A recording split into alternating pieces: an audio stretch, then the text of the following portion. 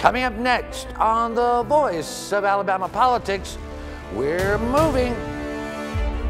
Beam me up, Johnny.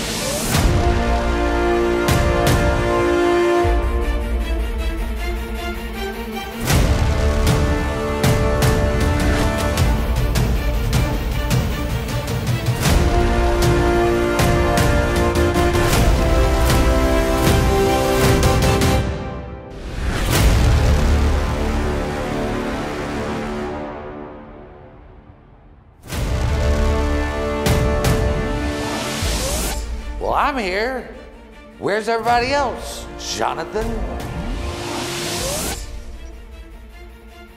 Welcome to our new set. That particleization reconfiguration is amazing. Oh, and it tingles. You ever had that happen to you, Jack? Not until just then. Thankfully. Well, I'm glad we all made it. We did? We did. We all in one piece? Yeah, well. That one's coming off. I'm as real as can be. If only the viewers knew. Well, welcome to our new studio. We're happy to have you on board with us. Without our great viewers, we wouldn't be making this type of growth and process. Jack, we've been at this almost 5 years now. I know. I think I've been here most of it. Yeah, most of it. Well, it's 5 years in October, I believe. Yeah, 5 years in October. So anyway, we keep growing, we keep getting better, and people keep hating us right along, but they watch. Josh, you did a story this week where you took 6 hours of Governor Robert Bentley's deposition. You didn't take the deposition, but we got the deposition. Thank God. And one of the first stories you reported on was how several attorneys for Mike Hubbard went to Robert Bentley and tried to convince him to basically thwart the case, to stop justice. Yeah, you know, apparently this was, Bentley talked about in the deposition that it was there was a lot of pressure applied to him. And so they wanted to know what pressure that was. And it was a number of people coming to him, Jimmy Rain a couple of times, Rob Riley, Augusta Dowd, Lance Bell, all came to him, according to Bentley, in this deposition where he was under oath. It said that they came to him and were trying to convince him to open an investigation into the prosecutor's office of the AG for misconduct at that point. You know, and that was a big point of contention then. They always claimed that Matt Hart was this wild, crazy guy, which all of these things were brought up before the judge in Lee County, and the judge in Lee County kept saying, no, that's basically prosecution. That's how that works. You know, you did illegal things, and he's catching you doing the illegal things. There's nothing wrong with that. And so I think that is you know, that they were pressuring him, trying to undermine the whole investigation, which seems a bit unethical along the way there somewhere. I mean, wasn't one of the nice little nuggets in that part of the testimony where Bentley said that Matt Hart was doing this for personal gain? Yeah, to keep his job, But I mean, Susan, one of the things, you know, here, you look at Jimmy Rain, he's a businessman. If he wants to go in there and make that case, that's one thing. But when you've got Lance Bell, Augusta Dowd, and maybe even Rob Riley, all who were attorneys for Mike Hubbard. Exactly. There's a presence of candor here that they didn't let the court know they were trying to undermine the case through Bentley. Yes, I don't think Judge Walker would be very happy with that to start with. But I mean, this is just smells of unethical all over it. I mean, and do remember now, Jimmy Rain was a witness in that trial too, so he did have an interest in it. Yeah, he did. Well, he was not only an interest; he was a party almost. Yeah, exactly. He was very almost chasing a conviction himself or an indictment himself. And Jack, we were all there in all this stuff, and we had heard some of this, but now Bentley has confirmed what we had heard. The legal chicanery that went on, yes. But you can rest assured, the Bar Association probably won't do anything about it because Augusta Dowd was the past president. Yeah. And just recently the past president. It's as good old boy system as anything else in the state. Well, that's right. But the thing is, and of course, you know, this would probably not go to the bar. It might go to the Supreme Court. They could take it to the Supreme Court. There's an avenue. But if someone wanted to file a bar complaint, you know, Susan, Lance Bell now is saying that Jimmy Rain is going to get him a position as district attorney in St. Clair County. Lance Bell being one of Mike Hubbard's lawyers. He lives in St. Clair County. The DA up there is leaving, and Lance is saying that Jimmy Rain's going to get him a job. Well, I tell you, if his performance in the courtroom is any indication of what kind of DA he'd be, I mean, the gentleman climbed up in the witness stand as he was giving closing arguments in the Hubbard trial. If he doesn't respect the courtroom any more than that, I can't imagine him being a DA. Yeah, you know, this whole thing, though, I mean, you know, I think the picture that it kind of paints for your average person out there, you know, I think a lot of times we kind of get lost in this because we're in this world every day and we deal with these people a lot. And, you know, but for the regular people that are just watching this and thinking about these attorneys going in to see, you know, Robert Bentley and, you know, and trying to get, you know, and it seems as though he at least considered this. Yeah. You know, he at least invited them in, took their calls, you know, had the people in his office talk to him for a few minutes, and you know, the idea that, you know, that sort of undermining of justice would take place among these people is I think it's something that it won't sit well with a lot of people. Well, these guys acted more like mafia, Jack, than they did public servants, because we were there in the middle of it, right? Yeah, I was in the middle of it more than y'all were. But, you were on the stand at one point. I got quizzed by Bill Baxley, which really ended up being kind of fun. Well, you kind of had the former Attorney General go in there a couple of times. We got about a little less than 2 minutes, but I wanted to talk about, Jack, they're trying to get the band back together over at BCA. You know, Billy Canary's gone. We hear Perry Hand maybe on the way out. It looks like there may be an opportunity that Alabama Power, Region Bank, some of these guys want to come back, but they want a fresh start. They do want to come back, or is that a rumor? No, it's not a rumor. I mean, I talked to a couple of the members, and they said if they can make a deal, they want to come back. Well, I think Canary pretty much stacked the board in his favor, which, I mean, it's not a stupid move to make. It's pretty smart, but when he ticked off some of the big members and kind of acted like he didn't care whether they were there or not, you know, that was his days were numbered. And I don't know who's taking over. Well, and they don't either. We don't either. I mean, nobody knows. I mean, that's one of the things, Jack. Susan, you know, they want to change some of the governances. They don't want to let the next CEO have that much power. And two, they're looking for a leader. They're looking for a new leader. They're looking for some fresh blood. Try to get this behind them. I think there's a number of people you'll see exiting, like executive board probably, but it's time for a change. And Billy Canary, the power absolutely went to his head. He used it with all of his might.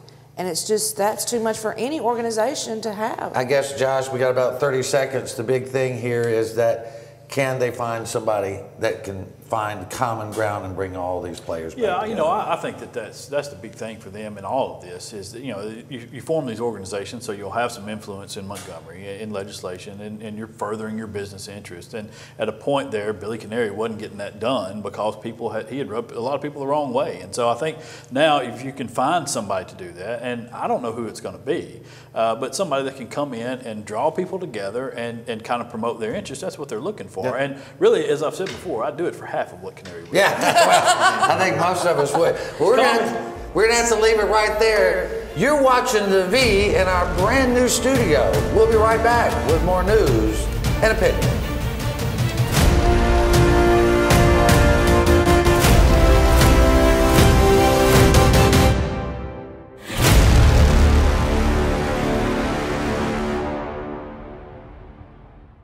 You'll never guess what 400,000 people in the U.S. were using when they crashed their cars last year. No, not this. This. Distracted driving will kill you. Drive safe, Alabama. A message from your Alabama Department of Transportation.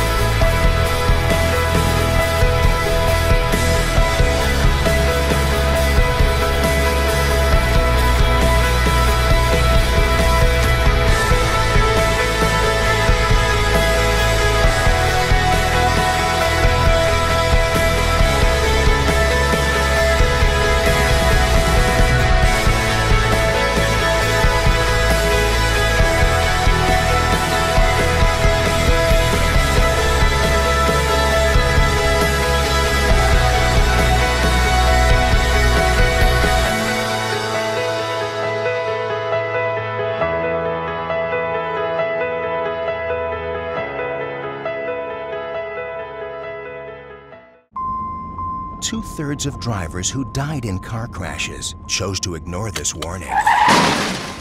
Seatbelts save lives. Drive safe, Alabama. A message from your Alabama Department of Transportation.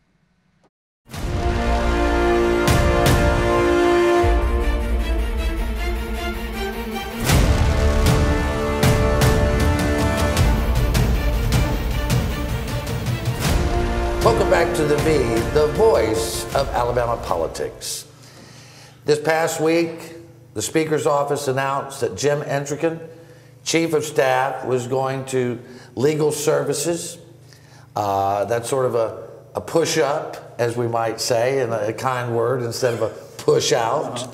But they're going to bring in Susan, Representative Mark Tuggle, to be the Chief of Staff, and there are some questions there. Yeah, isn't he the forever wild guy that at the end of last session got the runner-up? Was it the runner-up or the Shroud Award? Runner-up for the Shroud Award, yeah, where he was going to charge the state property tax on its home property. The state was going to tax itself. Well, I mean, Jack, what he wanted to do, of course, was to tax the state's property, forever wild. Tax the state. Yeah. I mean, this is places where we put recreation, hunting, bird watching, but he wanted to tax it, Jack. He's still a sitting legislator, though. Yeah, until November. And then we've heard that the ethics there may be some problems over ethics, Josh. Yeah, and that's the 2-year rule, right? The revolving door also. And so he just gave up. Tuggle just gave up his seat. Is that correct? Yeah, he didn't run for re-election. He didn't run for re-election.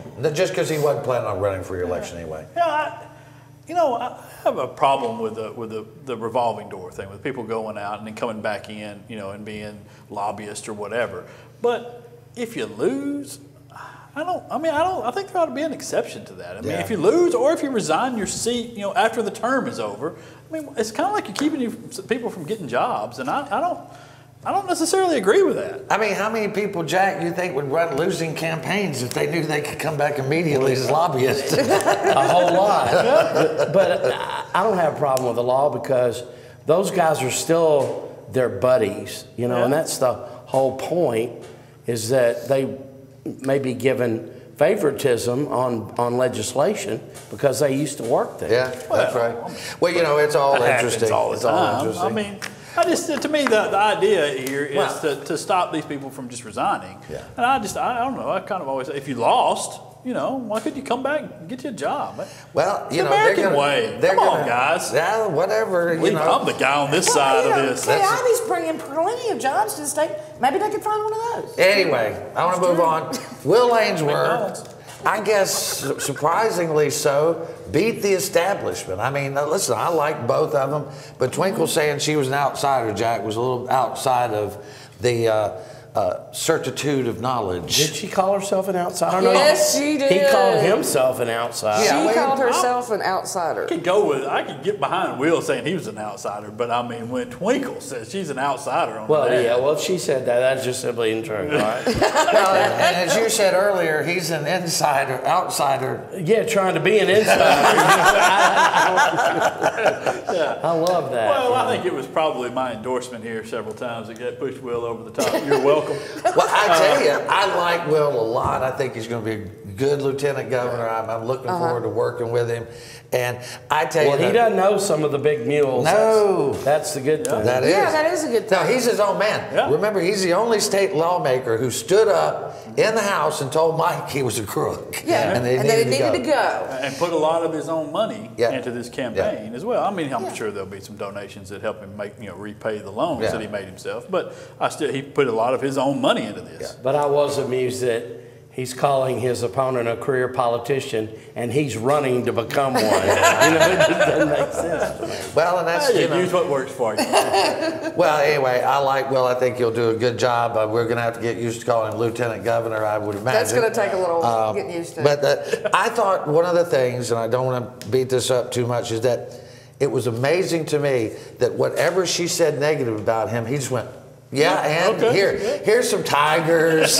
Here's a $60,000 bass boat. He just kind of rubbed it off, Jack. Yeah, and it worked. It was pretty clever. I'll give him that. Yeah, he ran a good campaign. He really did run a good campaign on this. And that commercial with them in the recliner with the couple on the back, that was cute. You have to admit. It wasn't in your face. It was just cute. And you know what happened was, he didn't have much state ID but those commercials like that got it because people passed around and said, have you seen this? Have you seen this? Have you seen Right. Because I got to tell you, the signs on the side of the road on 65 between here and Etowah County, she had him 100 to 1 on signs on the side of the road. And the tiger thing, it could have gone the way of the supersized duck that Griffith had out in front of the State House. But he made it work. Yeah, he worked well. The Truthin tour, wasn't it? Yeah, Truthin tour. Yeah. That was the most bizarre looking thing Hey, I've we ever only got seen. about a minute and a half, and I really want to get to this subject. We may have to carry this over. Steve Marshall, he decidedly crushed his competition. Hey, it wasn't a loss, though. It wasn't a loss. That's what Troy said. It wasn't a loss. It wasn't a loss. That was a thrumping, whatever that is. But Marshall won, I think, most of it. AKA ass whooping. Yeah, exactly. And I think a lot of that was a sympathy vote. I mean, he out. I agree. And the $735,000 he got from RAGA, Republican Attorney General's Association, which we hear from knowledgeable people should be an unlawful contribution, because our state outlawed PAC-to-PAC transfers in 2010 when the Republicans took control. Yeah, I think I don't necessarily agree that it was unlawful. I believe it was, if you're a regular voter in Alabama, you should have a real problem with what Steve Marshall did. But I don't know that that anybody will ever say he broke the law. The spirit of the law, absolutely. I mean, the spirit of that law is we want to know who's contributing to everybody's campaigns, and so we're going to make it illegal for you to hide this by going PAC to PAC here and obscuring who is giving these donations. Well, he absolutely 100% did that. All right, I mean, he accepted money from people who did that, and he knowingly did that, and it was to obscure who had given him the money. All right, so that is under Alabama law illegal. Under federal law, it's allowed, and so he'll get away with it, but it's still. You're still violating the spirit of that law, and if you're the Attorney General of the state, that should bother a lot of people, I think. Well, and I think more people are concerned about the state of, his mental health as far as after the loss of his wife, and they just rushed to his side, and that just got kicked to the side, Susan. It did. It did. It really, it flew under the radar of all the rest of it that was going on in that campaign. I mean, Jack, Troy King filed an ethics complaint over the RAGA thing. That will go forward no matter what if they take it up. Yeah. And that's not dependent on Troy King. Yeah, I know, but it might be a mood issue, Yeah. Well, it would probably be a mood issue, but they'll have to issue an opinion that will affect some other campaigns. Yeah, it will. Because, I mean, that's going to be, right now, he's essentially set up an avenue for them to wash money. Yeah, and we're going to pick this up on the other side. We're going to have to leave it right there. You're watching the voice of Alabama politics. We'll be right back with more news and analysis.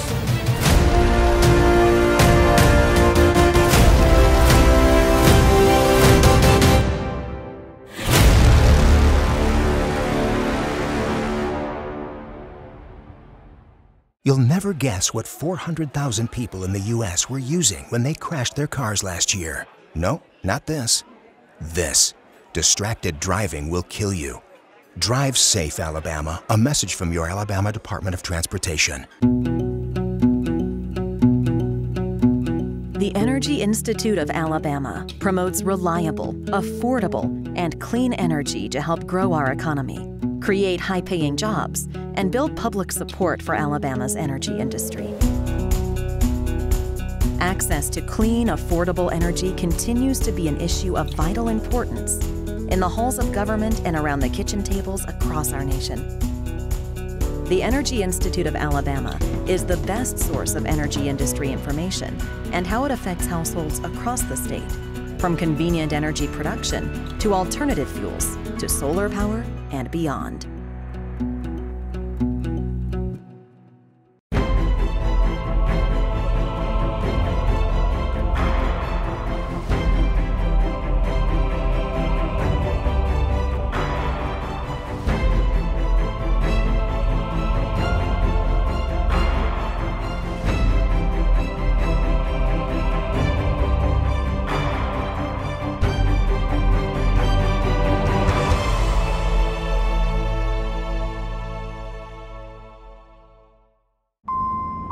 2/3 of drivers who died in car crashes chose to ignore this warning.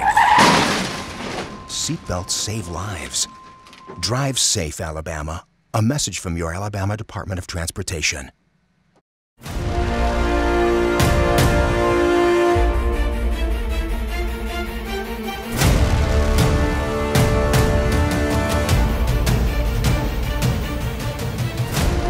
Welcome back to the voice of Alabama politics. I do want to address one last thing. I've talked to several attorneys who do believe that this violates the Fair Campaign Practice Act of Alabama. However, they think nothing will be done of it. I have also talked to some Democrats who say, okay, Marshall opened that door.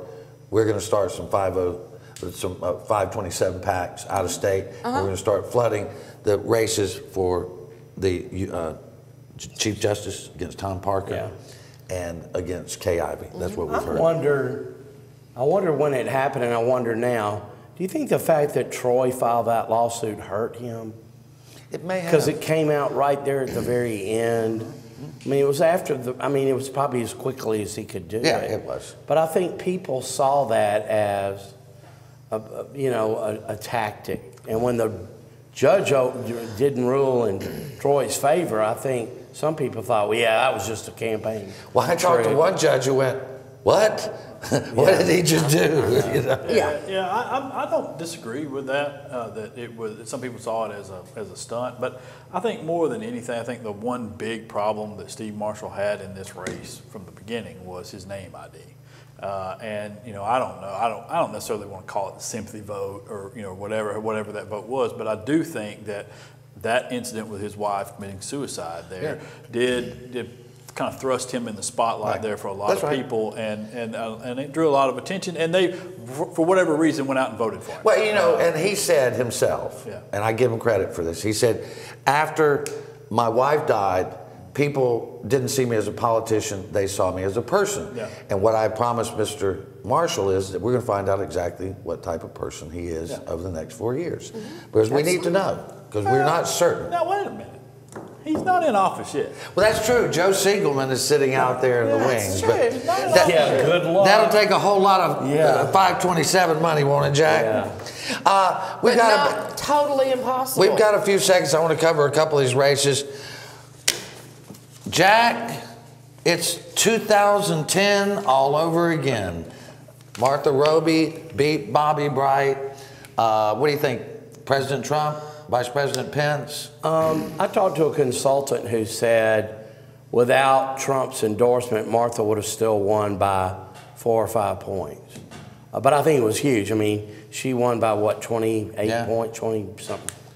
Yeah. Yeah, it was a, and I know both. They're both friends of mine, and I hated to see them slug it out, but I wouldn't have done anything Bobby. I would have done just what Bobby did.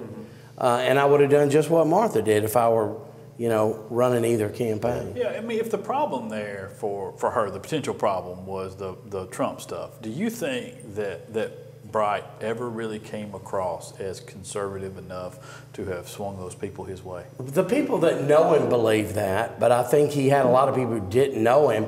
And when you have $2 million spent against you, saying you voted for Nancy Pelosi as your first vote in Congress, and that you voted with her 70% of the time, even though a lot of them were procedural votes, that doesn't sound good to a winger. Well, that's right. And again, we confuse in this state, Alabama Democrats with Nancy Pelosi, who lives in a totally different state that's not even familiar to most Alabamians, or to someone like Chuck Schumer or somebody like that who is definitely not a mainstream guy for Alabama. Right. Democrats don't even like. Yeah, right. So I mean, it's really disingenuous to compare the two, but they do it. You can't call Alabama Democrats liberals very much, at least not in the state house. Well, they're a lot more conservative. Depends on which one of them you're talking There's about. More some conservative than any kind of Well, they're more California conservative Democrat. than a Nancy Pelosi Exactly, or a Chuck that's the Schumer. I would say so. Well,